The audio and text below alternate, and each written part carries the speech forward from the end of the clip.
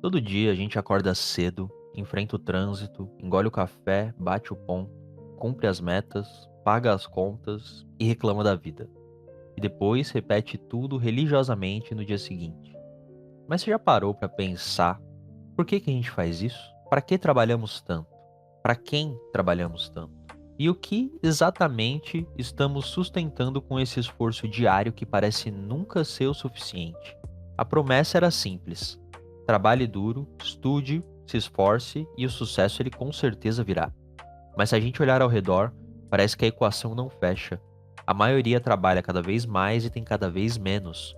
E quanto mais o tempo passa, mais distante parece a tal recompensa. Talvez porque a promessa nunca tenha sido verdadeira. Oi, eu sou o Chai e esse é mais um monólogo em síntese.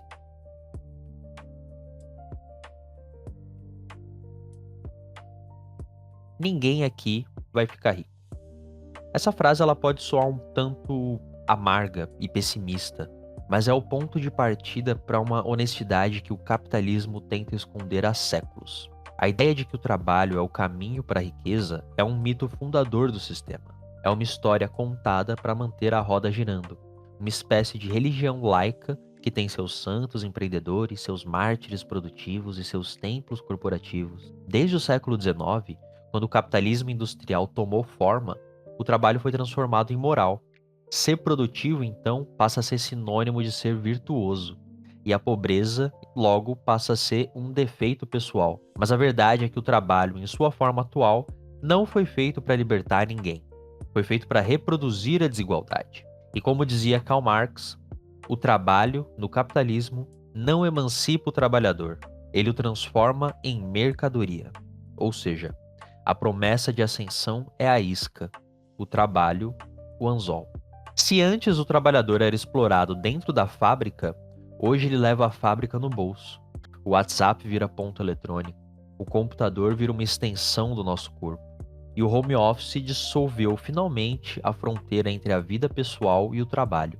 E é nessa nova ideologia do cansaço, como foi descrita por Byung-Chul Han, autor do livro A Sociedade do Cansaço, que convenceu a gente de que o problema é nosso. Se você não prospera, é porque não se esforçou o bastante. Se está exausto, é porque não se organizou direito. O sistema, veja, não precisa mais de um capataz, porque agora nós mesmos cumprimos essa função. Trabalhe enquanto eles dormem, ou qualquer coisa do tipo, né? São todos mantras de autoexploração. David Graeber chamou isso de trabalhos de merda. Empregos que não precisariam existir, mas que mantêm o sistema rodando. Gente passando o dia preenchendo planilhas, respondendo e-mail, monitorando o KPI para nada, para alimentar um ciclo vazio onde o valor ele é medido pelo esforço ou ainda pela performance de esforço, mas nunca pela sua utilidade. Aqui no Brasil, o trabalho ele sempre teve um peso simbólico ainda mais perverso. A herança escravocrata moldou nossa história de mérito e hierarquia. Aqui, trabalhar demais sempre foi visto como virtude, mas quem trabalha de verdade nunca foi o dono do lucro. Nos anos 90, com a redemocratização consolidada e o neoliberalismo em ascensão, o sonho da classe média virou o novo mito nacional. Ser classe média passou a significar estar fora da pobreza, mas também acima dela. Era o pobre que se achava rico e achava que tinha prosperado. Aquele que acreditava que chegaria lá se continuasse se esforçando. E nunca chegou de fato, né? Só que essa classe média, ela é uma miragem. É uma ilusão. Ela vive endividada, depende de crédito, é refém de aluguel, de escola particular, plano de saúde, trabalha para pagar a própria sobrevivência, assim como o resto da classe trabalhadora, mais precarizada. E ainda assim, ela compra a narrativa de quem quer consegue. O problema é que o capitalismo, para funcionar, ele precisa desse engano, dessa ilusão. Se todo mundo entendesse que o jogo é viciado, ninguém mais jogava, né? E talvez o ponto mais trágico de tudo isso seja a forma como o trabalho sequestrou nossos sonhos. Já parou para pensar nisso? A gente não sonha mais com liberdade, com arte, com comunidade, com tempo livre. A gente sonha agora em ficar rico, em ter dinheiro para conquistar algo. Mas ser rico não é um sonho, é um sintoma. É o reflexo de uma sociedade doente que confunde liberdade com consumo. Quando o sonho coletivo é ter dinheiro para fazer o que quiser, a utopia se dissolve, o horizonte político desaparece.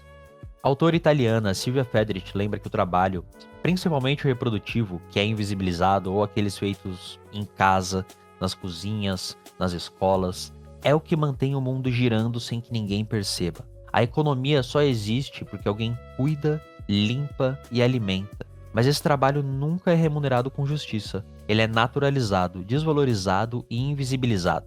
E ainda assim é a base de tudo. É o que mantém tudo funcionando. Então, quando a gente perguntar para que a gente trabalha tanto, talvez a resposta mais honesta seja para sustentar o privilégio alheio. Mas e se a gente parasse?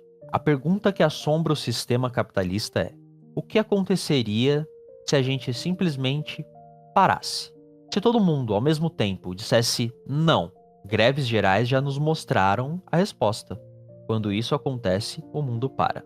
Porque o capital só existe enquanto o trabalhador estiver se movimentando. Mas aí tem um tipo mais sutil de recusa. O recusar o sonho deles. Recusar o desejo de enriquecer. Recusar a lógica de que o valor de uma vida se mede pelo salário. Ou quanto ela gera de lucro para uma empresa privada. Talvez a verdadeira revolução comece de verdade quando a gente parar de querer vencer. Quando aceitar que não vai ficar rico. E a partir daí, começar a imaginar outros jeitos de viver, menos competitivo, mais coletivo e mais humano. Trabalhar menos não é preguiça, é resistência. É lembrar que o tempo é o recurso mais valioso que temos e que talvez devêssemos gastá-lo vivendo e não produzindo. Então, volta à pergunta: para que trabalhamos tanto? Para pagar boleto? Para financiar o luxo alheio? Para manter uma engrenagem que não nos quer descansando, funcionando a pleno vapor?